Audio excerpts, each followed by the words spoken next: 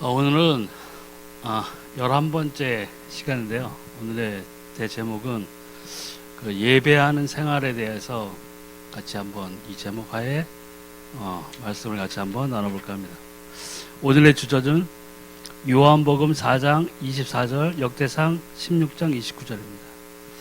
하나님은 영이시니 예배하는 자가 영과 진리로 예배할지니라. 여호와의 이름에 합당한 영광을 그에게 돌릴지어다. 제물을 들고 그 앞에 들어갈지어다. 아름답고 거룩한 것으로 여호와께 경배할지어다. 아멘.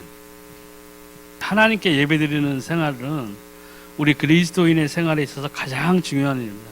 예배란 피조물로서의 인간이 삼위일체 되신 창조주 하나님을 경배하는 것입니다. 첫 번째로 우리가 예배의 대상을 한번 살펴볼 텐데요. 세상 많은 사람들은 지금도 생명 없는 나무나 돌로 만든 우상을 섬기고 있습니다.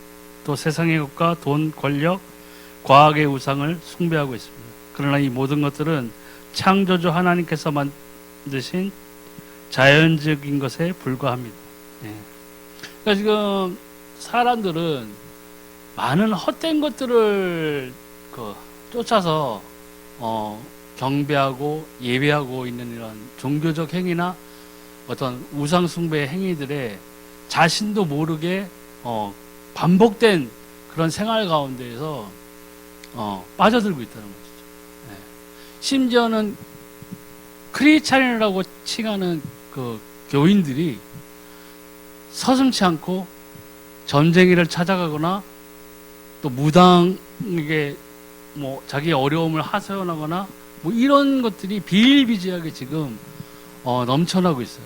말들을 안 해서 그렇지. 심지어는 어떤 개척교회 목사님은 어디에다가 개척을 해야 되는지를 물으러 점쟁이한테 찾아가고 있다는, 이거는 정말 말도 안 되는 이런 일들이 지금 이 세대에 벌어지고 있습니다. 근데 그 영적 배후를 들여다보면 사단이라는 악한 존재가 지금도 역사하고 있기 때문에 사단은 자신의 모든 것을 다해서, 최선을 다해서 하나님을 만나는 일을 가로막고 있는 거죠. 그리고 이 사단은 하늘에서 그 하나님의 보좌를 탐내던 그런 자였기 때문에 하나님께 마땅히 드려져야 될 예배, 경배, 찬송을 다른 종교의 모양, 형태로 자신이 직접 그 경배, 예배 이런 행위들을 받고 있는 거죠. 그만큼 하나님의 자리를 탐냈던 자이기 때문입니다. 그래서 성경에서 말하는 예배의 대상은 뭡니까? 계시록 4장 8절, 계시록 4장 11절, 계시록 5장 9절, 12절, 13절을 들여다보니까 네 생물은 각각 6 날개를 가졌고 그 안과 주위에는 눈들이 가득하더라. 그들이 밤낮 쉬지 않고 이르기를 거룩하다 거룩하다 거룩하다 주 하나님 곧 전능하신 이여 전에도 계셨고 이제도 계시고 장차 오실 이시를 하고 우리 주 하나님이여 영광과 존귀와 권능을 받으시는 것이 합당하오니 주께서 만물을 지으신지라 만물이 주의 뜻대로 있었고 또 지으심을 받았나이다 하더라. 그들이 새 노래를 불러 이르되 두루마리를 가지시고 그 인봉을 떼기에 합당하시도다. 일찍이 죽임을 당하사 각 족속과 방언과 백성과 나라 가운데서 사람들을 피로 사서 하나님께 드리시고 큰 음성으로 이르되 죽임을 당하신 어린 양은 능력과 부와 지혜와 힘과 존귀와 영광과 찬송을 받으시기에 합당하도다 하더라. 내가 또 들으니 하늘 위에와 땅 위에와 땅 아래와 바다 위에와 또 그 가운데에 있는 모든 피조물이 이르되 보좌에 앉으시니와 어린 양에게 찬송과 존귀와 영광의 권능을 세세토록 들릴지어다 하니. 아멘. 성경에서 나오는 우리가 예배해야 될 대상은 여호와 하나님 한 분이었고, 구약에는요 신약에 와서 우리를 위하여 피로 대속하신 그리스도의 사명을 이루신 우리 주 예수님, 이 두 분 외에는 우리가 인간이 드려야 할 예배의 대상이 없다는 거죠. 천사가 아무리 능력이 많다 하더라도 천사는 우리 예배의 대상이 아닙니다. 경배의 대상도 아닙니다. 그런데 우리는 교회를 다니면서도 신앙생활을 한다고 하면서도 이런 올바른 길에서 정도에서 벗어나는 그런 신앙생활을 하고 있는 사람들도 있고 그런 유혹에 빠지는 사람들도 있다는 얘기죠. 그런 유혹에 빠지는 경우가 어떻게 됩니까? 이단으로 나가는 거예요. 예. 뭐 천사가 계시를 줬다, 뭐 누가 이렇게 얘기를 해야 했다, 뭐 너는 이렇게 해야지 하나님의 일을 한다더라, 이러한 말 한마디 한마디에 자신의 신앙의 경로가 완전히 삐뚤어지게끔 돼 있어요. 그러면 어떻게 되느냐? 실족하게 되는 거예요. 네. 심지어는 진리를 위해서 완전히 벗어나서 완전한 멸망의 길로 향할 수도 있는 것입니다. 너무나 안타까운 일들이죠. 그렇기 때문에 이 예배의 대상을 우리가 누구인가를 정확하게 알아야 되는 명확한 이유가 있는 것이에요. 네. 경배와 예배의 대상이 헷갈리다 보면 어떤 현상이 일어나요? 아까 말씀드린 이단에도 빠지고 뭐 멸망의 길로 들어서기도 하고 하지만은 그게 비단 자기 자신만의 문제가 되는 것이 아니라 자기의 가족, 자기의 후대, 후손들, 자기 주변에 있는 친구, 친지들에게까지 그 나쁜 영향력을 뿌려지게 되는 거예요. 네. 자기 혼자만 망하게 되는 것이 아니라 자칫 잘못하면 자기 가족, 자기 자식, 자기 주변에 있는 그 친지들, 친누들, 친한 친구들 다 멸망시킬 수가 있어 버리는 거예요.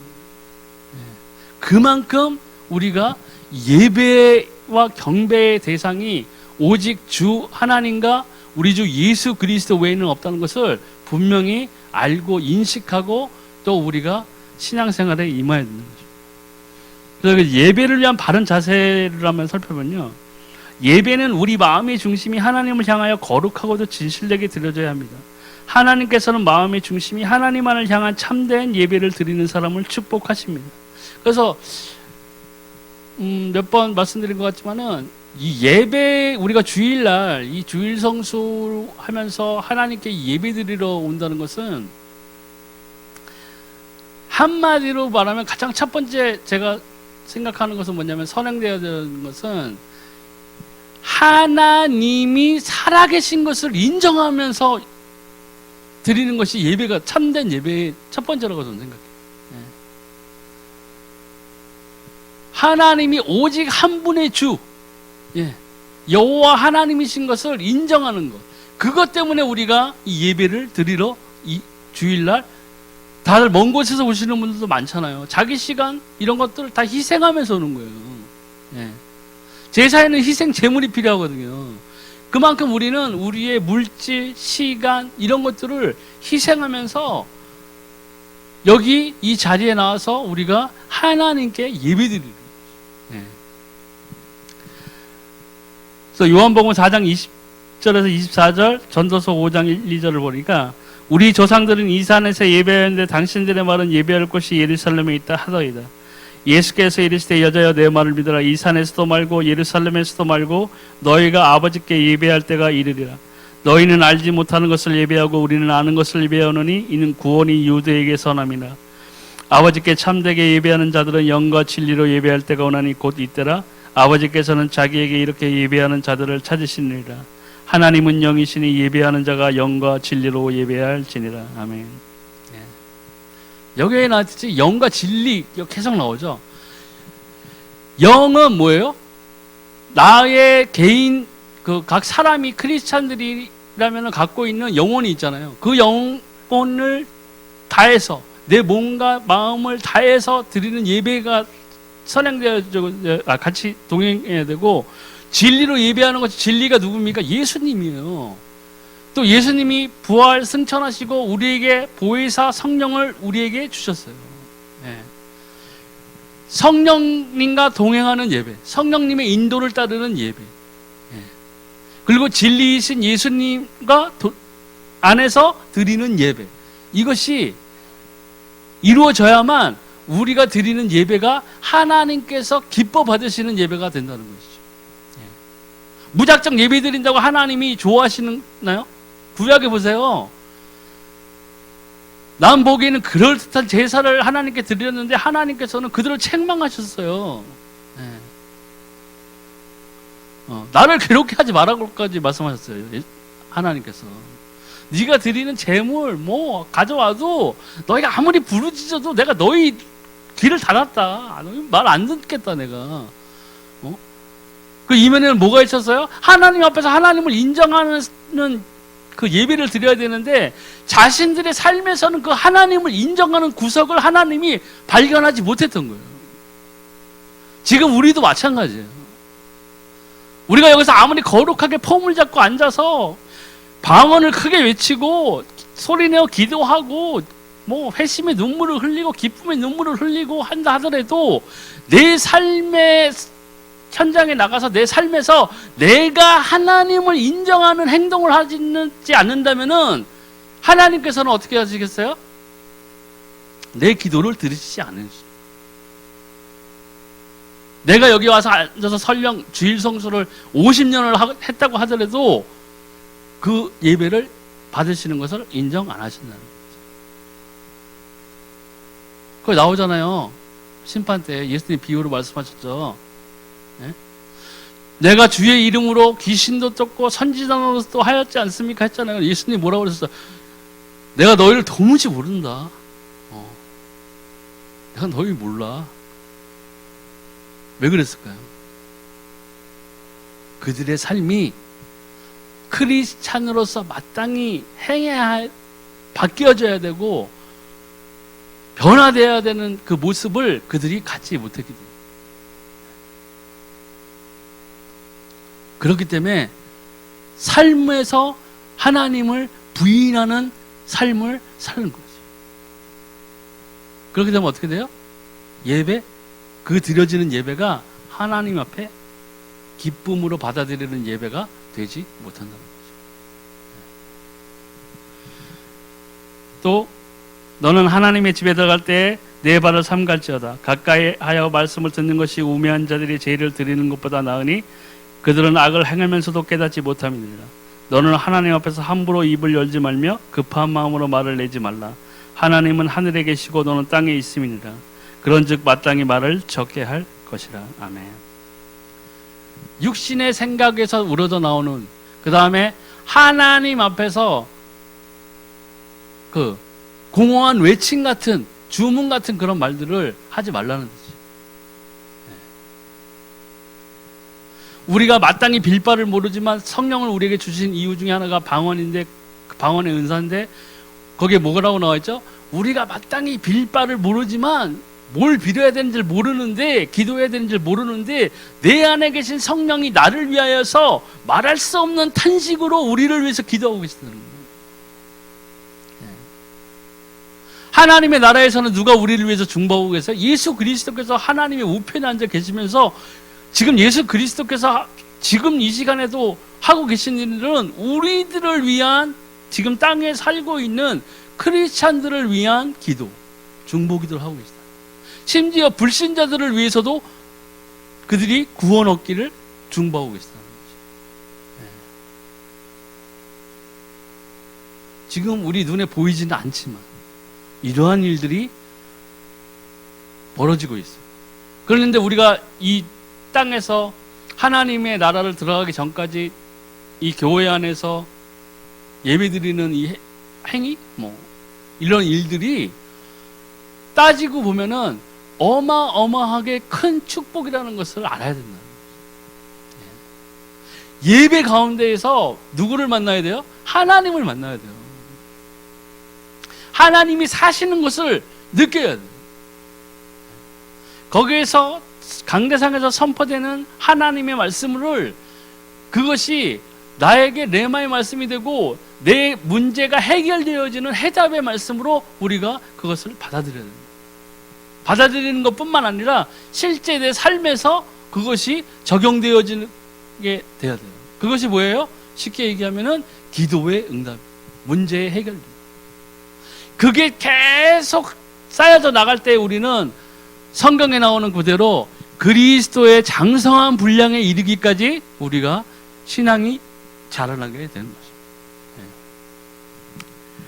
거죠. 또 세 번째, 예배의 내용을 보니까 예배의 내용은 여러 가지 순서로 만들어지지만 중요한 요소는 네 가지로 다 한 것 같습니다. 첫 번째, 찬송. 히브리서 13장 15절. 그러므로 우리는 예수로 말미암아 항상 찬송의 제사를 하나님께 드리자. 이는 그 이름을 증언하는 입술의 열매니라. 아멘. 찬송이 뭐라고 그랬어요? 그 이름을 증언하는 우리 입술의 열매라고까지 말씀을 하셨어요. 그러니까 이 찬송할 때 다윗과 사울의 그 경우를 보더라도 사울이 악신이 들렸을 때, 그죠? 다윗이 악기를 연주하니까 하나님을 찬미하기 시작하니까 그 악신이 떠나갔어요. 이것은 예배를 드리는 어떤 요식행위라고 생각하시면 안 돼요. 찬미와 찬송은 마땅히 하나님 앞에서 우리가 하나님의 나라에 들어가면은 영원히 지속되는 우리가 해야 할 일 중에 하나예요. 그만큼 내 영을 깨우고 내 영이 하나님께 다가가고 내 영이 그 성령의 인도에 민감해질 수 있는 바탕을 만드는 것이 이 찬송과 찬미라는 것이죠. 그 찬미의 제사가 뭐예요? 감사, 회개, 기도, 간증 등을 쉽게 말하면 가락, 곡조 있는 기도라고 그랬어요. 그것을 곡조만 붙여서 노래한 것이에요. 그래서 이것이 얼마나 소중하다는 것을, 중요하다는 것을 우리가 깨달아야 돼요. 두 번째로는 기도가 있습니다. 아무리 말해도 이거는 모자람이 없는 일인데, 계시록 5장 8절, 계시록 8장 3절 4절에 보니까 그 두루마리를 취하심에 네 생물과 24장로들이 그 어린 양 앞에 엎드려 각각 검은 고와 향이 가득한 금 대접을 가졌으니 이 향은 성도의 기도들이리라. 또 다른 천사가 와서 제단 곁에 서서 금향로를 가지고 많은 향을 받았으니 이는 모든 성도의 기도와 합하여 보좌 금 제단에 드리고자 함이라. 향연이 성도의 기도와 함께 천사의 손으로부터 하나님 앞으로 올라가는지라. 향연 가득한 금대접에 뭐가 있어요? 감사, 고백, 간구, 중보 등을 언어로 나타냈어요. 그것이 기도예요. 우리 기도에 우리가 하나님 앞에서 주 예수 그리스도의 힘으로 올바르게 하나님의 말씀과 그 뜻대로 기도하게 된다면은 우리 기도는 하나님 앞에 상달되어지게 되어 있어요. 그것을 도우는 것은 뭐예요? 천사들이죠. 그러니까 천사는 경배 대상이 아니에요. 구원 얻은 자를 우리들을 섬기라고 보낸 영이에요. 하나님의 종이라고. 숭배의 대상이 아닌 우리와 하나님의 사이를 왔다 갔다 하면서 응답을, 때로 다니엘도 응답을 받았잖아요. 주의 천사로부터.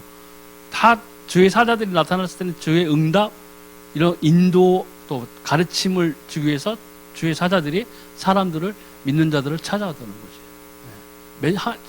거죠. 한마디로 얘기하면 그냥 메신저라고, 메신저.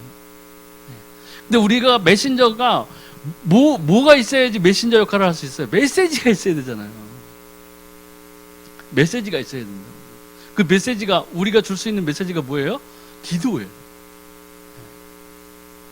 기도로 감사를 나타낼 수 있고, 내 믿음이 어떠한지, 내 현재 상황이 어떠한지, 나와 하나님의 관계가 어떠한지 고백을 할 수가 있는 거예요. 또 간구할 수 있는 거고, 남을 위해서 중보할 수 있는 거죠. 이 기도를 통해서 우리가 할 수 있는 것들이에요. 근데 이 기도는 기도하지 않으면 아예 받을 수가 없어요. 느낄 수가 없다고요. 하나님이 사준 것을 사실 느낀다는 것은 거의 불가능한 일이에요. 기도 없이는. 왜요? 기도의 응답이 없잖아요.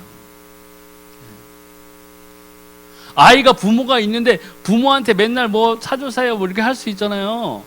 근데 한 번도 거기에 대한 것을 받지 못했다 그러면 그 아이가 뭐예요? 부모가 있다고 생각하겠어요? 없다고 생각하겠죠.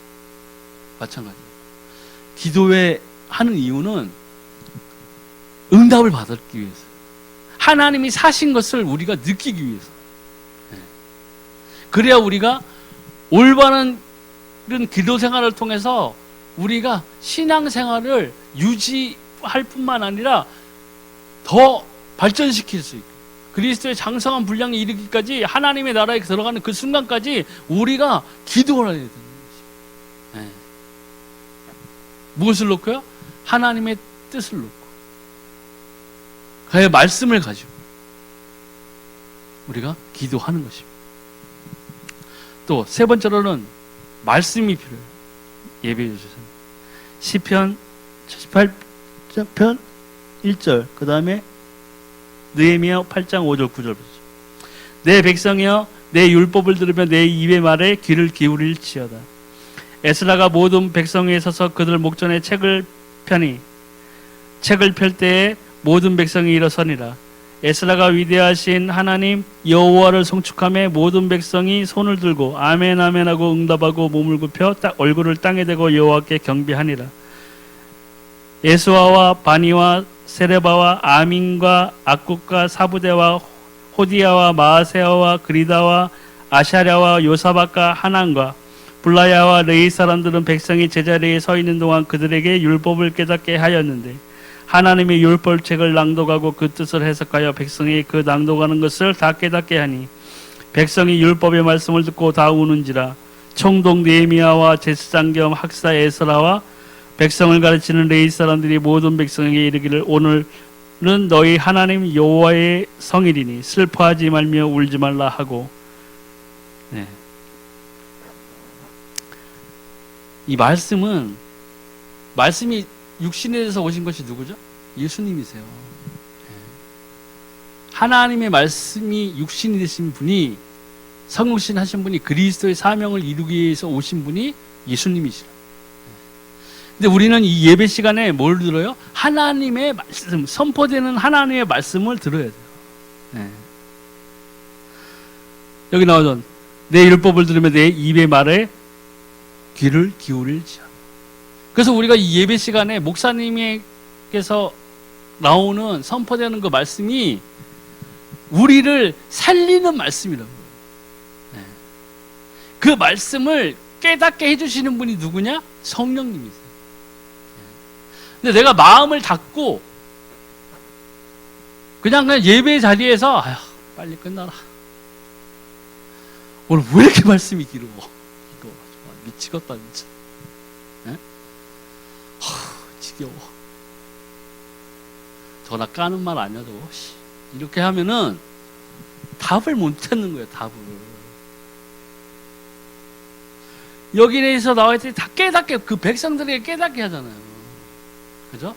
그 깨닫게 하는 말씀이라고요. 네. 그 말씀이 나에게 이 답으로 확 다가와야 돼요. 발견을 해야 된다고요. 아, 저 말씀은 내가 원하던 딱 그 말씀이네. 하나님 감사합니다. 캐치를 해야 된다고. 캐치를 해야 돼요. 네. 예배하는 사람, 같이 예배하는 이런 무리들 안에서는요, 한 성령이 역사하시는 거예요. 한 성령이 역사하시는 거예요. 예배 이렇게 드리기 전에 이렇게 저는 운전을 하고 오잖아요. 운전하고 오고 이렇게 하면은 나에게 하나님이 이제 마음속에서 어떤 말씀을 주신다고요. 그리고 그 말씀에 대한 생각들을 하고 오는 때가 있어요. 매번은 안 해요. 매번은 아닌데 그럴 때가 있는데, 너무나 신기한 것은 그날 내가 이 예배에 참석하면 목사님의 말씀이 그 말씀이 나와요. 너무 신기하다고 막 처음에 생각했죠. 근데 가만히 보면 이것은 당연한 거예요. 우리가 이 예배 전에 앉아가지고 우리가 말씀을 들을 때에는 성령께서 우리의 사정을, 각 사람의 사정을 다 아시잖아요. 그 성령이 목사님에게서 우리에게 해답이 되는 말씀을 주시는, 선포하게끔 하시는 거예요. 그런 게 너무 감사합니다. 그렇다고 내가 뭐 선지자입니까? 그런 건 아니죠. 근데 하나님이 이 예배에서 선포되는 그 말씀은 결국은 뭐냐면 우리에게 해답을 주시고 우리를 살리는 말씀이에요. 살리는 말씀이에요. 어떨 때는 그것이 책망의 말씀으로 다가올 때도 있어요. 그죠? 근데 하나님 뭐예요? 사랑하는 자이기 때문에 책망하신다고요.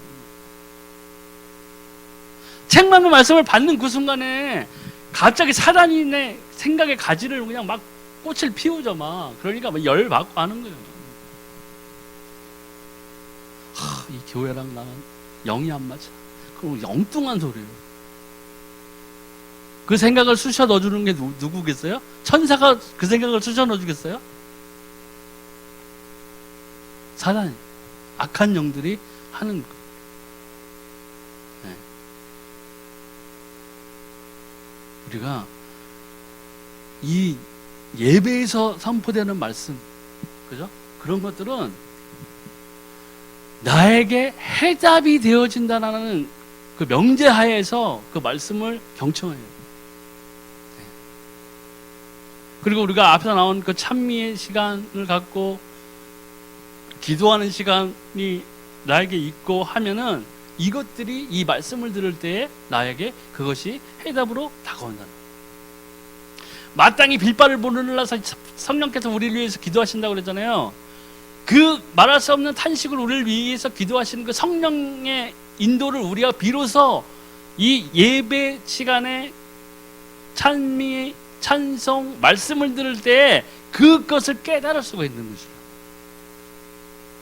그래서 방언이 아닌 내 입술의 말로 그 기도를 하나님께 드릴 수 있어요. 그러니까 하나님 기뻐하시겠죠. 비로소 하나님이 기뻐하시는, 원하시는 기도가 내 입에서 나오기 시작할 수 있다는 거죠. 이 예배를 잘 드릴 때, 이 예배에 성공할 때, 예배에 성공해야만 그것들이 비로소 문이 열려지는 거예요. 광야의 생활을 할 때 보세요. 이스라엘 민족이요. 하물며 구름 기둥, 불 기둥으로 인도하고 있을 때도 말썽이 있었어요. 눈앞에 구름 기둥, 불 기둥이 있는데도 불평하고 막. 하나님 계신 거 맞아. 막. 아, 저 모세 저거 안 되겠는데. 다른 거 만들어. 막. 그럼 뭐 하나님 만들어 신의 산에 올라가자마자 한 게 뭐예요? 막. 우리를 인도해낼 다지는 신이 필요하다. 금송아지 뭐 이런 거 만드는 거지. 우리도 그럴 때가 있어요. 우리도 좌절할 때도 있고 하나님이 나에게서 멀어진 것 같은, 나를 버리신 것 같은 그런 느낌을 받을 때도 있고 해요. 응답을 기다리는데 응답이 도저히 내 눈앞에 보여지지 않는 정말 절박한 상황인데도, 내 나름의 절박한 상황인데도 왜 하나님 응답을 주시지 않습니까? 왜 이러한 일들이 나에게 일어납니까? 하면서 불평할 때도 있다는 거죠.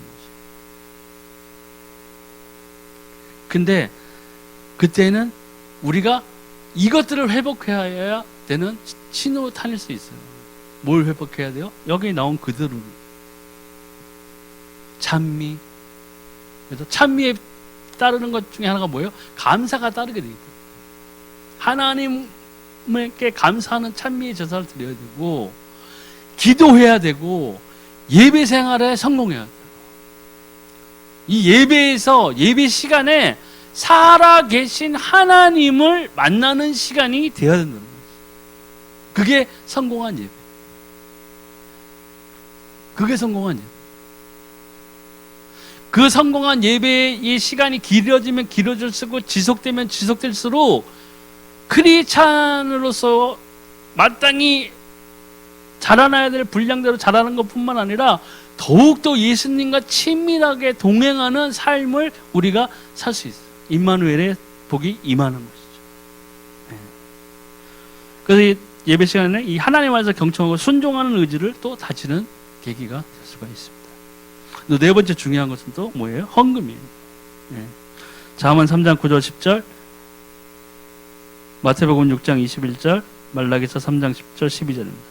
내 재물과 내 소산물에 처음 익은 열매로 여호와를 공경하라. 그리하면 내 창고가 가득히 차고 내 포도즙틀에 새 포도즙이 넘치리라. 아멘. 또 내 보물이 있는 그곳에는 내 마음도 있느니라. 만군의 여호와가 이르노라. 너희의 온전한 11절을 창고에 들여 나의 집에 양식이 있게 하고 그것으로 나를 시험하여 내가 하늘문을 열고 너희에게 복을 쌓을 곳이 없도록 붙지 않아 보라. 만군의 여호와가 이르노라. 내가 너희를 위하여 메뚜기를 금하여 너희 토지 소산을 먹어 없애지 못하게 하며 너희 밭에 포도나무 열매가 기한 전에 떨어지지 않게 하리니 너희 땅이 아름다워짐으로 모든 이방인들이 너희를 복되다 하리라. 만군의 여호와의 말이니라. 마땅히 하나님의 것을 감사함을 하나님께 드리는 것을 11조 유일헌금, 감사헌금, 성경금 등등이 있어요. 근데 헌금 얘기만 나오면 치를 떨는다. 또 근데 이게 있어요. 초신자들이나 이렇게 처음 교회에 이제 사람들을 초청해서 데리고 나왔을 때 왜 그러한 일들이 발생하느냐? 그들에게 먼저, 그러니까 항상 전도라는 것은 먼저 예수님을 영접시켜야 돼요. 예수님을 만나게 하고 여기에 데려와야 돼요. 그래야 거부 반응이 없어요. 저도 예전에 고등학교 때 우리가 보면은 교회 다니는 뭐 그때는 뭐 찬송 부르고 하는 사람들도 있었어요. 뭐 크리스마스 때 뭐 이렇게 집집마다 찾아다니면서 다니고 막 길거리에서 뭐 이렇게 전도하고 막 그런 사람들이 있었다고요. 되게 싫어했어요. 근데 제 친한 그 동네 후배가 그 어머니랑 살았었나? 근데 이제 홀어머니 밑에 살았는데 어머니가 돌아갔어요. 되게 가난한 친구였어요. 근데 우리가 얘기를 들어보니까 거기 교회에 다닌다고 하더라고요. 그래서 그 교회를 찾아갔어요. 밤에. 목사한테 찾아갔어요. 이만저만해서. 근데 그 당시에 돈이 25만 원인가 15만 원인가 아무튼 뭐 그 돈이 부족해서 이제 묘지에 안장을 할 수 없는 그런 처지였던 것 같아요. 그래서 그 돈을 교회에게 가서 찾아가서 달라고 그랬어요. 그래도 안 된다는 것은 아니고 뭐라 그러냐, 뭐 장로회 뭐 회의를 거쳐야 되고 뭐 이렇게 그 말씀을 하셨던 것 같아요. 그런데 저는 그때 신앙이 전혀 없던 사람이잖아요. 엄청 싸웠어요. 욕하면서. 그때 제가 왜 그랬을까요? 뭘 몰라서. 그랬던 제가 예수님을 딱 만나고 났더니 어떻게 돼요? 모든 뭐 헌금, 11조 이렇게 드리는 것에 대해서 아무런 거부감이 없어요. 마땅히 내가 해야 될 일로 생각했어요. 완전히 생각이 바뀌는 거죠.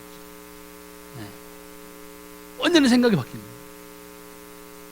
그래서 저는 그 성경에 있는 모든 의문이 풀리는 그 구절이 이 예수 그리스도를 통해서 나에게 임했다는 것을 내가 알았어요. 아무런 의문이 없는 거예요.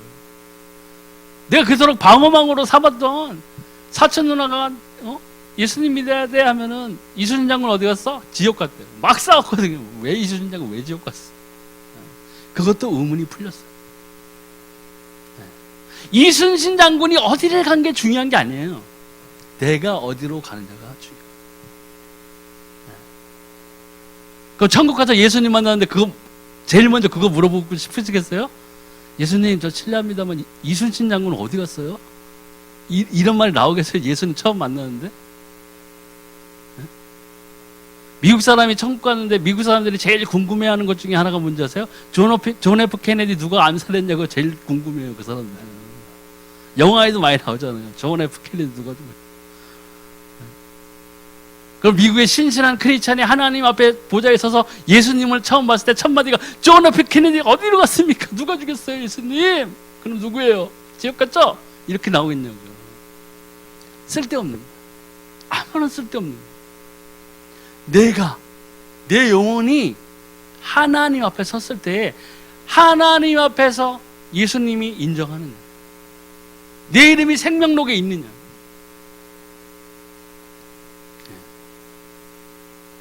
잘 생각해요. 하늘나라 올라가는데 내 담당 천사가 그동안 내가 올린 기도를 가져와 봐라 예수님이 다 그랬는데 하나도 없어. 하나도 없어. 얼마나 그게 부끄러운 구원이에요. 그게 부끄러운 구원이라. 그래도 부끄럽지만 구원 받았잖아요. 누구의 공로로야? 예수 그리스도의 공로. 내가 한 걸 가지고 천국 가겠다, 좋은 데 가겠다 하는 게 종교라고요. 내가 이만큼 했어. 나 이만큼 했어. 부처님 아시죠? 나 이만큼 했어요. 3000배 8번. 기아장을 500채를 제가 절에다가 올렸습니다. 부처님 제가 할 만큼 한 거죠? 저 가난한 사람들한테 쌀도 많이 줬어요. 저 식당 하는데요, 65세 노인들한테요, 한 달에 한 번씩요, 무료 급식 줬어요. 부처님 저 좋은 데 가는 거 맞죠? 이게 종교라. 신앙은 뭐예요? 예수님께서 다 이뤄놓으셨어요. 내 것으로 천국을 가는 것이 가능했다면 예수님께서 피를 흘리실 이유가 없는 거예요. 그냥 율법으로 계속 나갔으면 돼요. 네? 맨날 여기서 양 잡고 막 강대상 앞에서 비둘기 태우고 막 그래요. 근데 하나님은 하나님이 주신 언약대로 예수 그리스도를 이 땅에 보내신. 첫사람 아담을 위해서 뭐가 들어왔어요? 죄가 들어왔어요. 마지막 사람 예수님을 위해서 뭐예요? 생명이 들어온 거예요. 생명이 있느냐 없느냐.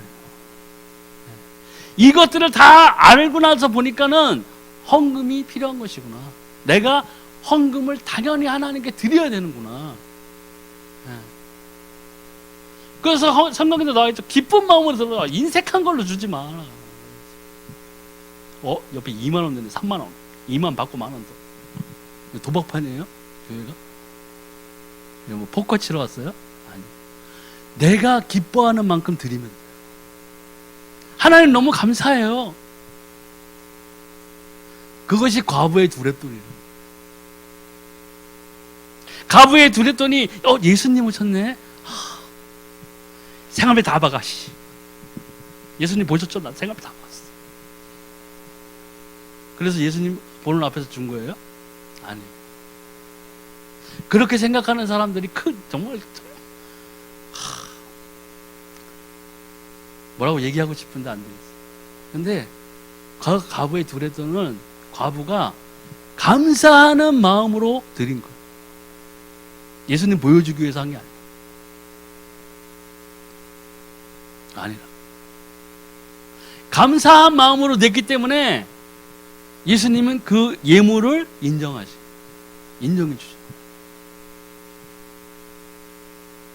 너무 소중한 헌금이었다. 여기도 나오죠. 내 보물이 있는 그곳에 내 마음도 있다고 그랬어요. 물질을 더 섬기지 말라고 그랬잖아요. 그렇죠? 성경에도 나와 있잖아요. 돈을 섬겼던 것을 우상 숭배라고 그랬어요. 그러한 것들을 인정하는 것 중에 하나로 또 하나님이 살아계심으로 인해서 하나님이 빈손으로 오지 말라고 그랬거든요. 그래서 예물을 드리는 거라고요. 왜요? 결론적으로 하면 원 근원적으로 가다 보면 뭐가 나와요? 하나님이 살아계시기 때문에 드리는 거예요. 하나님이 살아계시기 때문에 인정함으로써 드리는 거죠. 예물이라고 그랬어요. 예물이라고 그랬잖아요. 예물. 정말 귀하신 분들을 이렇게 만나고 했을 때 예물을 바치잖아요. 예수님 마국간에서 태어났을 때도 동방박사가 와서 향유 이런 거 해서 예물을 바쳤잖아요. 그 갓난 아기인데도. 그러한 것들 때문에 우리가 이 헌금, 헌물을 드리는 거죠. 또 예배의 종류를 살펴보면 공예배. 공예배란 믿는 성도들이 함께 모여서 공동체적으로 드리는 공식 예배를 말합니다. 그래서 주일 낮 예배, 지금처럼 주일 오후 밤 예배 있고 수요 예배, 기타 예배, 공예배 외에 가정 예배, 구역 예배, 기간 예배, 새벽기도, 철야기도 등이 있습니다. 근데 이런 전 세계적으로 제가 미국에 있을 때 교회를 안 다녀서 잘 모르겠는데 아마 이런 식으로 계속 기도가 시간이 이어지는 것은 한국 교회밖에 없을 거예요. 근데 딴 건 모르겠는데 주일 예배 외에 수요 예배, 금요 예배 이런 것들이 있는 그 예배 시간이 필요한 이유는 그 예배들에 참석해가지고 내가 그 예배를 드리다 보면은 세상과 멀어질 수 있어요. 가까워질 수가 없어요. 일단 시간이 없어. 불금은 이제 끝났어. 불금 없어. 그죠? 그리고 잊어질만 하면은 세상에 좀 발동 걸릴만 하면 또 수요일날 와야 돼. 예배 드려. 네. 세상과 짝을 할 시간이 없는 거예요. 제가 예전에 그렇게 했을 때 보니까 너무 그게 좋더라고요. 일단 세상 뭐 할 게 없어요. 할 수가 없어. 친구들을 만날 수도 없어. 아무것도 할 수가 없어. 그래서 나는 토요 청년부까지 드리니까 뭘 할 수가 없는 거예요. 세상과 멀어지고 싶으세요? 예배를 드리세요. 일단.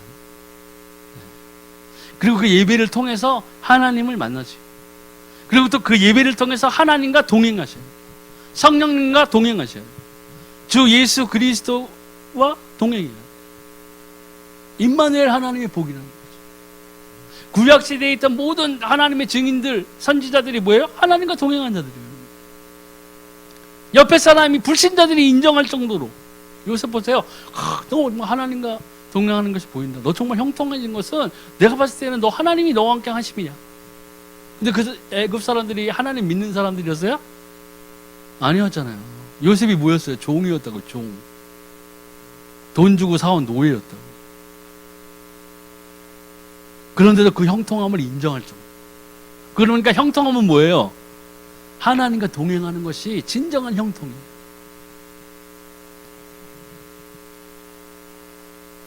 근데 그 형통했던 요셉의 삶을 보세요. 착고에 쌓여서 감옥에 가고 억울하게 누명을 씌워서 그것도 감옥에 갔잖아요. 형제들은 죽이려고 해서 구덩이 파가지고 그래도 한 놈이 얘 죽이지 말자. 그래서 그냥 구덩이에 넣어서 노예에 팔리고 그 보디발의 집에 가서 또 열심히 해서 인정받았는데 마누라가 꼬시는 거를 안 돼요 하고 딱 돌아섰더니 그냥 감옥에 팍 갇혀버리고. 다른 사람들이 봤을 때 그게 형통한 거예요? 예? 그런 놈도 있을 거 아니에요. 그 같은 노예 중에 시기하던 놈들은 잘 됐다 저거 아주 나불나불거리더니 아주 그냥 한 방에 가는구만 딱 했을 거 아니에요. 교도소에 갔으니까. 그게 형통한 거였어요? 왜 형통하다고 그랬을까요? 물론 총무를 잘해서, 그죠? 노예 생활하면서도 보디발이 인정해가지고 집안 총무를 잘했어요. 일을 잘했다고요. 인정을 받았다고요. 그것도 형통할 수 있어요. 포지션의 상승도 그것도 형통할 수 있어요. 근데 원론적인 것은 뭐냐면요, 그가 하나님이 그와 함께 하셨다는 거예요. 진짜 내게 필요한, 크리스찬에게 필요한 형통은 뭐예요? 그러면 하나님이 나와 함께 하시다. 그걸 예배를 통해서 받을 수 있어요. 일단 예배를 드려야 돼. 예배를 안 드리고 하나님 사랑해요. 최면 걸듯이 주문이야 주문. 자기 세뇌를 해요. 하나님 사랑해요. 너무 사랑해요. 예배 안 드려요. 예배 드리러 가시죠. 그럼 뭐라 그래요? 하나님 나 너무 사랑하죠. 예배 드리는 걸 감당하지 못하겠어요. 이런다고요. 그리고 올바른 예배가 안 돼요. 이러한 공동체적으로 모여서 하는 이런 예배들이 하나의 예배의 시간들이 결국에는 뭐예요? 나에게 필요한 것들을 가져다 줄 수 있다. 하나님을 만나게 줄 수 있다. 제가 말씀드렸죠. 예수님 믿고자 한국에 와서 교회를 다니면서 1년 넘는 그 시간 동안에 매번 교회에 왔었다 그랬죠. 제가 청년 예배, 알아듣지도 못하는 요한계시록 2시간, 3시간씩 들었어요. 요한계시록. 내가 친구 손을 붙잡고 도망가려고 그랬어. 이단이다 이거. 맨날 멸망한다고 그러고 여기 아니다. 그랬었다고요. 그런 시간들, 알아듣지도 못하는 그 설교를 2시간씩 막 3시간씩 들어가면서, 그래도 하나님이 살아계신 것 같으니까, 하나님을 만나야 되겠다는 생각이 있었으니까 악으로 깡으로 버틴 시간이 그 시간이에요. 맨날 예배 끝나면 목사님이 범사형제 예수님이 살아계신 게 믿어지세요? 예수가 그리스도인 게 믿어지세요? 예수 그리스도께서 범사형제를 위해서 피 흘리신 걸 믿어지십니까? 아니요. 해맑은 얼굴. 아니요. 아직은 모르겠어요. 그리고 밥 맛있게 먹고. 그걸 1년 넘게 했다니까요. 근데 웃긴 게 예배를 점점 늘리려고 갔어요. 수요 예배, 금요 예배, 토요 청년 예배, 일요 주일 예배, 저녁 예배까지 올 풀로.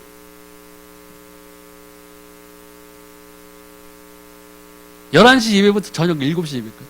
집에 들어오면 11시. 믿음도 없는데. 희한하죠. 근데 고문 같았던 시간은 아니었던 것 같아요. 분명히 계신 것 같아. 분명히 계신 것 같아. 하나님 분명히 살아계신 것 같은데 내가 만나지 못했을 뿐이야 라는 생각으로 친구랑 같이 그렇게 다녀요. 그 친구는 하나님한테 딱 선포를 했거든요. 이번 주 수요일인가 뭐 무슨 예배 시간인가 뭐 그때까지 나 하나님 안 만나주시면 나 이제 안 나와요. 근데 그 시간에 만나주셨어요. 성령사를 받았다. 하나님이 그 기도 들으셨어요. 나도 그렇게 해볼까 했는데 따라하는 것 같아서 안 하고 나는 그냥 계속 진행이요. 그러다가 나도 어떻게 됐어요? 하나님을 만났어요. 제대로 만났어요. 그때 모든 의문이 풀린 거예요. 이슬 장군도 내 머릿속에서 사라지고 돈만 뺏어가는 교회 같은 그런 이미지도 내 머릿속에서 사라진 거예요. 뭐만 남았어요? 예수가 그리스도다. 이분만이 나에게 생명을 주신 분이에요. 우리 집안이 그렇게 우상 숭배하면서 맨날 부부싸움하고 막 말할 수 없는 그런 진짜 가게의 그런 저주들이 있었다. 왜 그런 것들이 나에게 왔어? 하나님 떠났었기 때문에. 하나님을 떠난 상태의 나는 영원히 지옥에 떨어질 수밖에 없는 존재였는데 나를 구원하신 이가 누구냐? 주 예수 그리스도시다. 아멘. 하나님 감사합니다. 모든 것 문제가 해결되는 거예요. 그걸 어디서 받았어요? 제가 예배 시간에 받았어요. 우리 구원받은 우리 크리스찬들은 이 예배 시간을 통해서 전해지는 하나님의 말씀을 통해서 내 생명의 생명수를 얻을 수 있는 거예요. 내 문제의 해결을 얻을 수 있는 거예요. 해답을 얻을 수 있는 거예요. 힘을 얻을 수 있는 거예요. 그만큼 예배가 중요해요. 그래서 예배를 잘 드리기 위해서 뭐 시간 잘 지켜야 되겠죠. 또 태도 단정하고 정숙하게. 또 좌석은 앞자리부터 정돈하지 않고 뭐 정성 마음 같아서 예배해야 됩니다. 이것은 뭐 우리가 신앙 에티켓이라고 하죠. 그런 것들을 지켜나가고 하지만 이 모든 오늘 이 전해드린 이 같이 나눈 말씀 중에서 가장 중요한 것은 예배의 성공. 예배의 성공은 뭐냐? 결국 예배를 통해서 하나님을 만나는 거예요. 하나님을 누리는 거라고. 그리고 그 말씀을 붙잡고 내가 하나님과 동행하는 삶으로 전환이 돼야 돼요. 하나님을 떠나는 삶이 아니라. 예배만 들으면 신경질 나. 아무튼 지겨워. 그래도 온라인으로 보니까 조금 편하네. 내가 듣기 싫은 거 가지고 소리 줄일 수도 있고. 잠깐 저기 텔레비도 좀 보고. 선택형이야. 찬송은 잘 들어. 목사님 말씀 딱 선포하려고 그러면 딴 데 돌려. 그리고 예배 잘 들었습니다는. 이게 아니란 얘기예요. 예배는 선택이 아니에요. 예배는 살아계신 하나님을 인정하는 것에서 출발해야 돼요. 그리고 그 예배의 시간에 찬송, 기도, 선포되는 말씀, 그리고 내가 하나님 앞에서 온전한 예물을 드리는 것, 그러한 것들을 통해서 내가 하나님 앞에서 크리스찬으로서 마땅히 하나님을 인정하는 부분을 다 보여드려야 된다고. 나의 희생도 보여드려야 되고 내 진심도 보여드려야 되고, 그죠? 내 기도를 통해서 나의 간구도 알려드려야 돼요. 내 소식도 알려줘야 된다고요. 하나님 제 형편 아시잖아요. 제게 필요한 게 뭡니까? 하나님 길을 열어주세요. 하나님의 말씀이 나에게 해답이 되게 해주세요. 하나님 감사히 기도하겠습니다. 이렇게 돼야 된다고요. 그만큼 이 예배는 우리 크리스찬에게는 너무너무 소중한 존재라는 거예요. 여러분 천국 가서 할 일이 뭐예요? 예배, 찬송. 언제까지? 영영토록. 지켜 못해. 어떡할 거예요 그러면? 우리가 지금 비록 육신이 있으니까, 그죠? 육신의 연약함으로 인해서 뭐 9박 10일 이렇게 연속 찬송 드리기는 못하겠죠. 근데 우리가 하나님 나라 들어가는 게 우리 육체예요? 영으로 들어가는 거예요. 그렇게 되면 가능합니다. 근데 지금 이 순간부터 찬송 2시간 들어 목 다 쉬고 왜 이렇게 크게 우리 교회 반드시 너무 지켜 반드시 꼭 반드시 해야 되나? 안 되는 거야. 내 생각, 그러니까 예배 드릴 때 내게 들어가면 안 돼. 첨가되면 안 된다. 내게. 내 생각이 첨가되면 안 돼. 내 주장이 첨가되면 안 돼. 온전히 나를 버리고 사시는 하나님 앞에 겸손하게 이 예배를 드려야 돼. 겸손이 종기의 앞잡이라 그랬잖아요. 이 예배에서도 필요합니다. 교만은 뭐예요? 패망의 선봉. 예배 시간에 교만해봐요. 패망이 온다고. 이 예배가 어떻게 보면 하나님을 만나는 가장 소중한 것을 우리가 소홀히 여길 수 있는 시간이라는 거예요. 극과 극이 될 수 있는 시간이라는 거예요. 예배에 성공한 사람은, 하나님을 만난 사람은 하나님과의 관계가 친밀해질 것이고, 예배에 실패한 사람, 예배 시간에 하나님을 만나지 못한 사람, 주 예수 그리스도의 말씀을 깨닫지 못하는 사람, 주 성령의 인도를 받지 못하는 사람들은 점점 퇴보되는 것이에요. 그 믿음이. 그러니까 예수님이 비유로 말씀하셨죠. 10달란트 만든 친구 옆에 1달란트, 2달란트 갖고 있는 거 뺏어가지고 얘한테 다 줘버렸잖아요. 그럴 수가 있다고요.